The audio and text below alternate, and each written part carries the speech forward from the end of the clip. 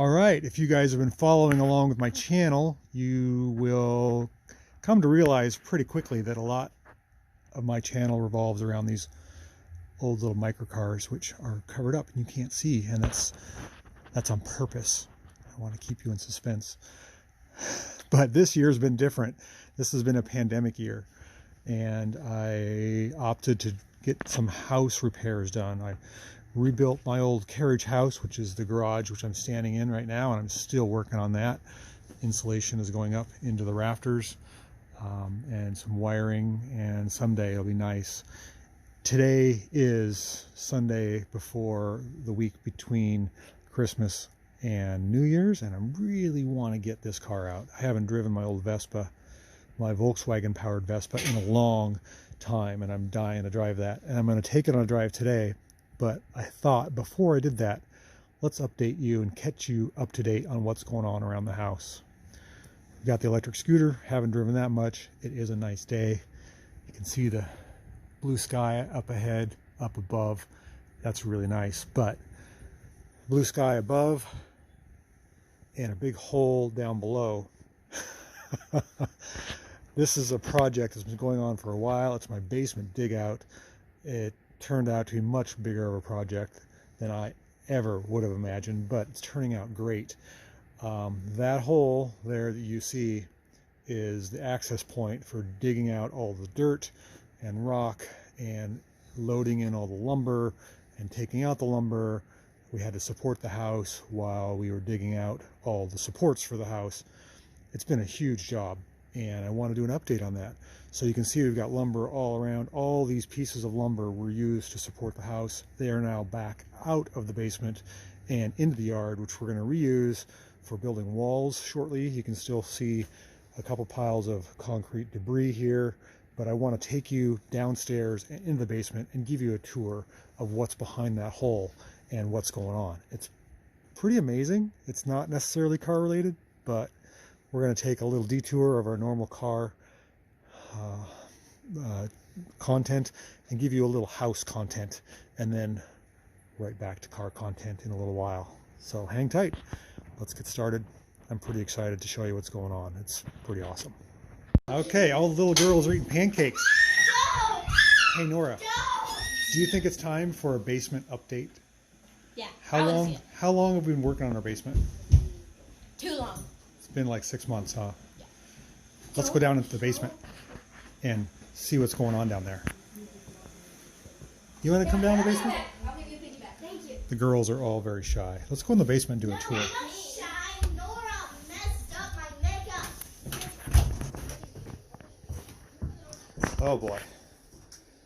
You know you have me. Are you coming down? Are you coming down, Nora? We're trying if Stelly's here. She can come down too. Oh, okay. It's pretty dirty down here. Okay. I want to see. Okay. It's really dirty. Ooh, I want to see. Let's go down to the basement and let's check the progress. Stella's going to show us the way. Oh, there's Stella, wait. She's going to go pee. Stella, Stella. you can't pee in her basement. She's going to try to pee. Stelly, don't be there. All right, so after 6 months of working in our basement, Whoa, like someone. I got to watch, make sure the dog doesn't pee on all our new gravel. We've dug down approximately a foot. We've put in these steel girder main beam, which was a lot of work. We took out all the posts, and that's why we put in the big beam, is to take out all the posts to make a clear space. And then with that, we put in these engineered beams, which are wooden, and they're sort of like a glue lamb, and they cross over to support the fireplace and the chimney, mostly to take out the poured posts that were here. This beam is connected now to a new sub foundation, or like an exo foundation, which is really interior, because our foundation walls are made of Portland cement and stucco, which are not strong enough to support the house or any earthquake. And you can see we've got earthquake plates that are now tied into the sill plates of the house. And then above that, we have these little plates that tie into the floor of the house. So we're tying everything together, and then there'll be new walls that go from the new rebar enforced stem walls or knee walls that go, and the rebar goes underneath. So the whole house will be tied together and be super strong. Now, it's been a lot of work. I have to say, it has been a ton of work.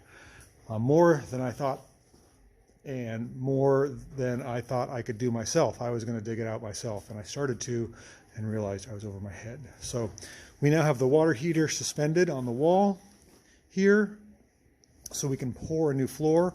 We have tapped into the sewer. We've replaced a lot of the sewer and put in new sewer pipes for the new bathroom, a floor drain that's required by code, clean outs, attach the garage sewer system properly, and now we're getting ready to effectively heat the floor here with these wires. Let me turn these lights on.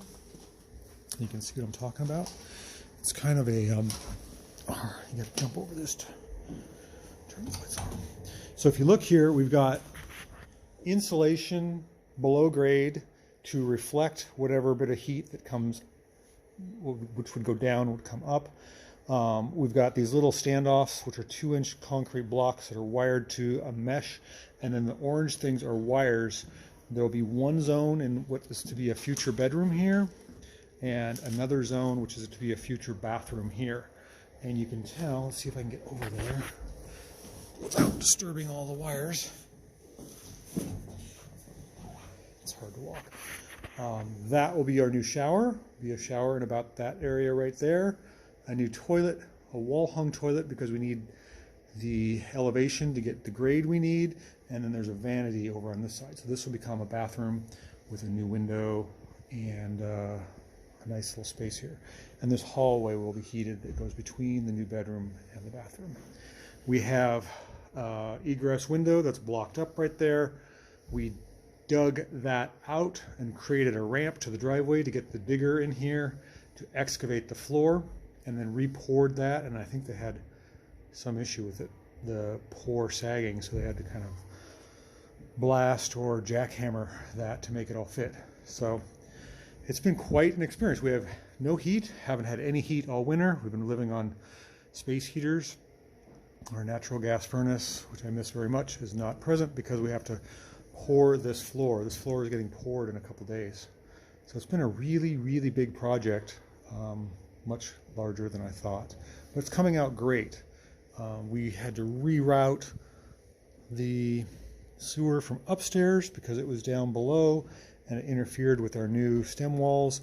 We have a radon system, which is a radon gas evacuation system, which goes underneath the pad and sucks the radon gas out from underneath the pad through the gravel there, so we're not poisoned by that.